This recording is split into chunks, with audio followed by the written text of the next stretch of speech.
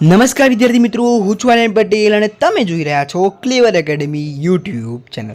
તો આજના વિડીયોની અંદર આજે આપણે જોવાના છીએ ધોરણ 12 વિષય એકાઉન્ટ પાર્ટ 1 અને એની અંદર એટલે કે બે ચોપડીઓ આવે છે। એની અંદર ભાગ એકની જે ચોપડી છે એની અંદર ચેપ્ટર નંબર 1 ભાગીદારી વિષય પ્રવેશ, એનો આપણે એપિસોડ નંબર તમે ચોથો ભાગ કહી શકો છો, બરાબર। આની આગલે આપણે 3 પાર્ટ જોઈ ચૂક્યા છે। પાર્ટ નંબર 1ની અંદર આપણે પ્રસ્તાવના જોઈ હતી, એટલે કે એની અંદર કેવી રીતનું આવે છે બધું જોયું હતું, બરાબર। પાર્ટ નંબર 2ની અંદર ઉદાહરણ 1 અને દાખલા નંબર 1 જોયો હતો। પાર્ટ નંબર 3ની અંદર ઉદાહરણ નંબર 2 અને દાખલા નંબર 3 જોયો હતો અને પાર્ટ નંબર 4 લઈને આવી ચૂક્યો છું તમારી માટે। ઉદાહરણ નંબર 3 અને 4 જોઈશું અને ક્વેશ્ચન નંબર 4 જોઈશું, બરાબર। તો વિદ્યાર્થી મિત્રો, હવે ચલો તમારો ટાઈમ વેસ્ટ ન કરતા વિડીયોની શરૂઆત કરીએ।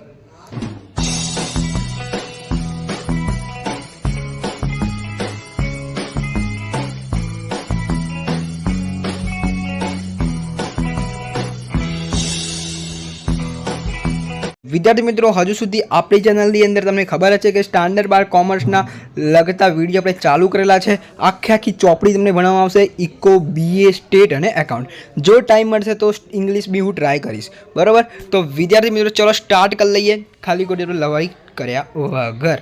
ઓકે, તો ક્વેશ્ચન નંબર 3 આપણને શું કહે છે? વિસ્મય, અભિજીત અને કુણાલ 3:2:4ના પ્રમાણમાં નફા નુકસાન, એટલે 3:2:4 શું છે? નફો નુકસાન છે, બરાબર। મૂડીનું પ્રમાણ નથી, આ નફા નુકસાનનું પ્રમાણ છે। તો તમારે શું કરવાનું? પછી અમે શું કીધું છે? તેનું કમિશન આપ્યા બાદ વધતા નફાના 10% કમિશન આપવાનું છે। અભિજીતના ભાગે 30,000 નફો, તો અભિજીતના ભાગે અહીંયા તમને અભિજીતના ભાગે તમને અહીંયા કેટલો આપી દીધો? 30,000 નફો આપી દીધેલો છે, બરાબર। તો તમારે પહેલાં શું કરવાનું? અભિજીતના ભાગનો નફો, અભિજીતના ભાગનો નફો શું છે? વંચની પાત્ર નફો ગુણ્યા 2/9। 2/9 ક્યાંથી આવ્યા? તો આ જે પ્રમાણ છે 3 + 2 આવશે 5 + 4, 5 ને 4 કેટલા થાય? 9। આ ત્રણેયનું ટોટલ કરશો એટલે તમને 9 આવશે, બરાબર। 2 ક્યાંથી આવ્યા? તો વિસ્મય, અભિજીત અને કુણાલ। વિસ્મયનું પ્રમાણ કેટલું છે? 3। અભિજીતનું પ્રમાણ કેટલું છે? 2। તો આપણે કોનું જોઈએ છીએ? અભિજીતનું, તો 2/9 આવી ગયા। હવે આપણે વંચની પાત્ર નફો શોધવાનો છે, તો વંચની પાત્ર નફો કેવી રીતે શોધાશે? તો વંચની પાત્ર નફો તમારે શોધવા માટે સૂત્ર લગાવવું પડશે, અભિજીતના ભાગનો નફો બરાબર વંચની પાત્ર નફો ગુણ્યા 2/9। હું તમને સ્ટેપ વાઇઝ લઈ જઈશ। જ્યારે પણ તમને એ રકમની અંદર એક ભાગીદારની રકમ આપેલી હોય, આવી રીતે આપેલી હોય અને તમને એવું કીધું હોય કે મેનેજરના કમિશનની ગણતરી કરો, તો તમારે 2 સ્ટેપની અંદર દાખલો ગણવાનો। કઈ 2 વસ્તુ આપી હોય? જ્યારે કોઈ એક ભાગીદારની રકમ આપેલી હોય, અહીંયા નફો આપી દીધો અને કમિશનની ગણતરી કરવાની કીધી હોય, આ 2 વસ્તુ આપી હોય ત્યારે આપણે આ મુજબ કરવાનું રહેશે। હવે દેખો, અભિજીતના ભાગનો નફો કેટલો આપેલો છે? 30,000, તો 30,000 લખી દીધા। વંચની પાત્ર નફો એમને ગુણ્યા 2/9 કીધી, ત્યાં મેં તમને કહી દીધું। હવે દેખો, આ 9 ભાગાકારમાં છે તો ગુણાકારમાં જતા રહેશે, 30,000 ગુણ્યા 9 ભાગ્યા 2।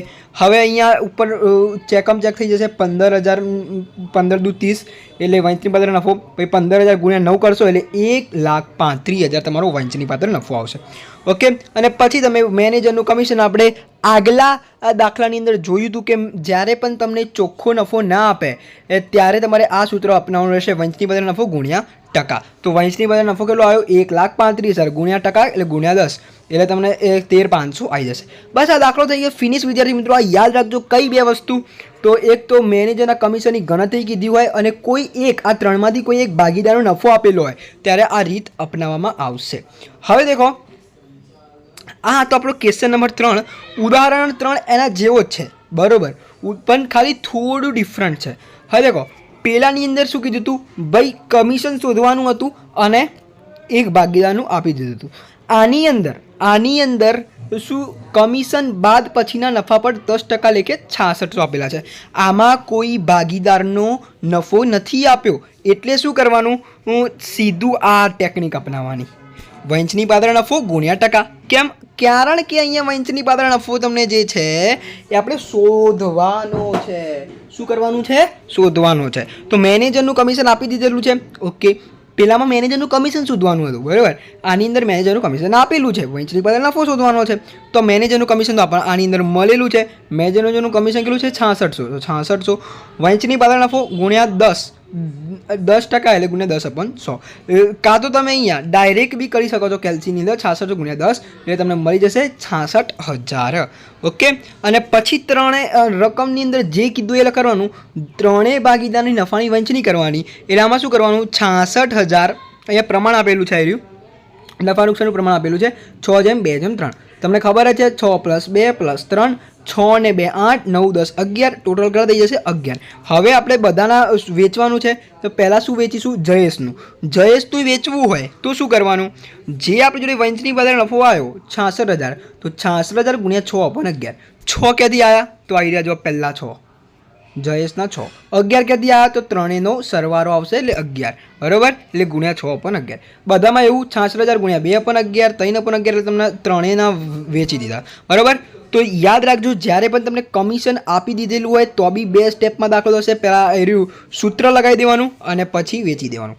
વાત કરીશું ઉદાહરણ નંબર 4. આ ઉદાહરણ નંબર 4 બી એક અલગ દાખલો છે, બરાબર. આની અંદર શું કહે છે, શીલા, સુરભી અને સિંહ 5:7:9 પ્રમાણમાં નફો નુકસાન વહેંચી લેતા ભાગીદારો છે. મેનેજર સંકેતે તેનું કમિશન બાદ કર્યા પછી વધતા નફા પર 10% કમિશન આપવાનું છે. સુરભીને 7,000 નફો મળે છે. તો દેખો, આની અંદર પહેલાં તો શીલા, સુરભી અને સીમા કરી દેવાનું. શીલાને 5 7 9, બરાબર, ટોટલ આ ત્રણેયનો સરવાળો કરશે એટલે 21 આવશે. એટલે આમાં આ કોનું આપેલું છે, સુરભીનું આપ્યું છે. સુરભી એટલે 7, બરાબર. શીલા, સુરભી, સુરભીનું 7 થઈ જશે. એટલે તમે આવી રીતે લખી શકો, 7 ભાગે નફો કેટલો થાય, 7,000. તો 21 એટલે આ ત્રણેયનો સરવાળો. આ ત્રણેયનો સરવાળો કરશો એટલે શું થઈ જશે, 21, બરાબર. હવે 21 થઈ ગયું તો 21 ભાગે કેટલા, તો ચોકડી ગુણાકાર થશે 7,000 ગુણ્યા 21 ભાગ્યા 7, બરાબર. અને તમે આટલું કરશો કે એલસીની અંદર એટલે તમને 21,000 આવશે. આમાં 4 સ્ટેપમાં આવશે. સ્ટેપ નંબર 2ની અંદર શું આવશે, કમિશન. જો તમે અહીંયા ભાગ્યા 100 નથી કરતા તો વાંધો છે નહીં, સીધો નફો ગુણ્યા કમિશનનો દર કરી દેજો. એટલે કે અહીંયા 21,000 ગુણ્યા 10 કરશો તો બી તમને મળી જશે, જો ભાગ્યા 100 તમારે ના કરવા હોય તો. 3 સ્ટેપ, લાસ્ટ સ્ટેપ છે. અને એની અંદર મેનેજરના કમિશન પહેલાંનો નફો શોધવાનો છે. તો આ બંનેનો સરવાળો કરી દેવાનો, કમિશનનો અને 21,000 + 2100નો સરવાળો કરશો એટલે તમને 2300 મળી જશે. બસ. જ્યારે પણ તમને એવું કે મેનેજરના કમિશન પહેલાંનો નફાની ગણતરી કરો તો 3 સ્ટેપમાં દાખલો આવશે, બરાબર.